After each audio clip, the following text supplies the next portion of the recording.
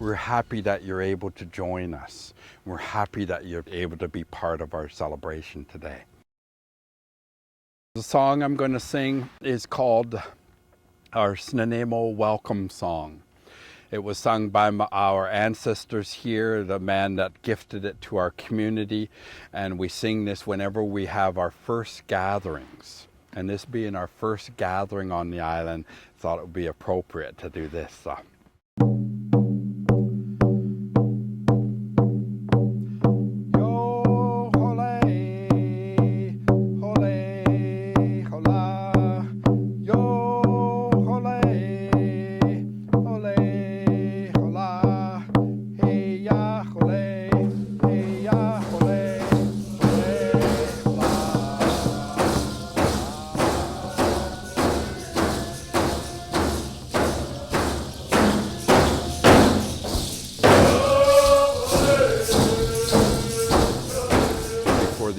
Came here, our village site was all where it presently is, to the high rise here, all the way along the shore to Departure Bay. And there was over 10,000 people lived here. When Captain Vancouver came in his tall ship, he came in the harbor here, our canoes, we came out from our villages and went to greet him. And he said, "What place is this?" "Nanaimo." "Oh, Nanaimo?" Nanaimo. On the island here at the back of Mark Bay, here we had a village site. And we have another village site was just to the right of this totem pole here. And then another one was in the very north, and it was right across from Steelnup. So we had a lot of contact with people here. These were seasonal villages though, because the village could only be here when this little herring are running through.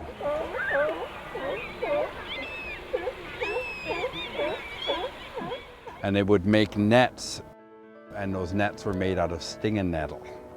And so they make dip nets, and you could dip them and scoop the little herring as they're going past. So sometimes our people would even bring branches and tie them to the shores so that those herring could lay eggs on them. And so then sometimes we'd collect some of those eggs, but we'd never take all of them, we'd just take some of them. So when I told about the transformer coming in the form of an eagle, well, the situation here was, it was in the grasses at that point over there. And the grass was quite tall in the summer. This transformer's name was Scales. And he was walking here, and he seen in the tall grass, he seen an eagle. An eagle was called a yahwala, and it was struggling in the grass. And as he got closer, he seen there was a raccoon had the eagle by its legs. And the raccoon was called a halhales in our language. And so he asked the raccoon, "Why are you taking this eagle's legs?" And the raccoon thought for a long while and said, "If I hold on long enough, I'm going to learn how to fly." "No, that's never going to happen." "And how did you come to get the eagle's legs in the first place?" "Well, the grass was tall, and I snuck through the grass, and he didn't see me, and I was able to grab him." And he says, "No, that's not going to happen anymore either. So from this day forward, I'm going to make you white, so that you can never sneak up on anyone anymore. And to remember your bad deed from this day, I'm going to make 1 every 10 of your babies white." And someone said they seen the mother walking over here on the shore, and she had a baby white one with her regular baby ones, and sure, an eagle swooped and grabbed that white one. And when we say there's 1 in every 10 baby ones, we have 7 white ones on this island. Next story I'll share with you is about the grove we walk through in the open area here. This is called a Gary Oak Grove. And does anyone know what kind of plant used to grow underneath the Gary Oak Grove, which was very important to First Nations? The camas? The camas, yes, the camas plant, camas flower is very sacred and very important as a trade commodity within our community. In the summertime, they could go and dig on the bulbs of the camas, and it was like a potato. and it could collect all those bulbs, and you could dry those out and crush them up, and it would become like flour, and we could make camas bread from it. But while it's crushed up in that dried state, we'd pack it and we would trade it. They found traces of it in California. The starch that came from the camas was very helpful in balancing our diet, because with so much foods we have, it's a very rich diet, and we need to have that starch to balance it. The tree over here is the largest scary oak tree we have on the island here, and on the back side it reaches into the ocean. And this one, they said, was over 400 years old.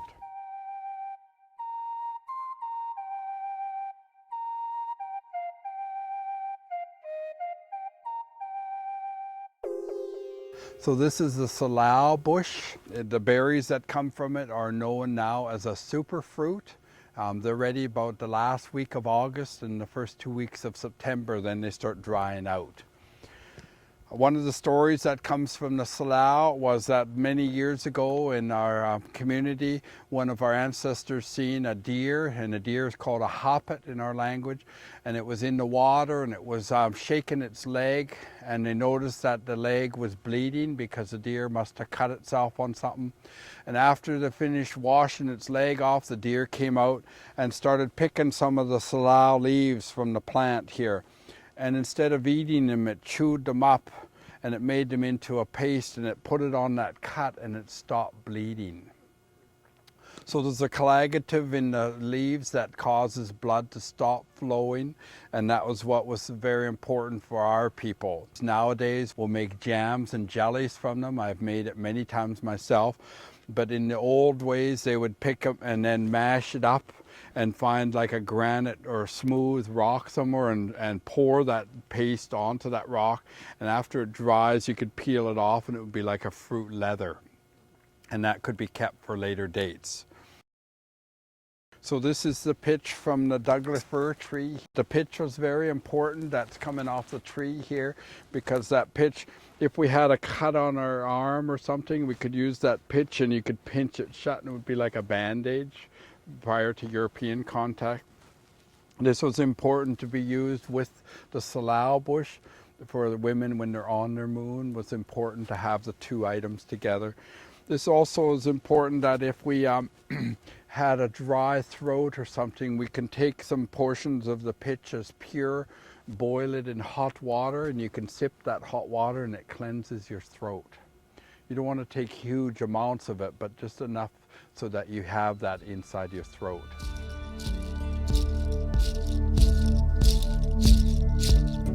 So big haichkas to every one of you for being here.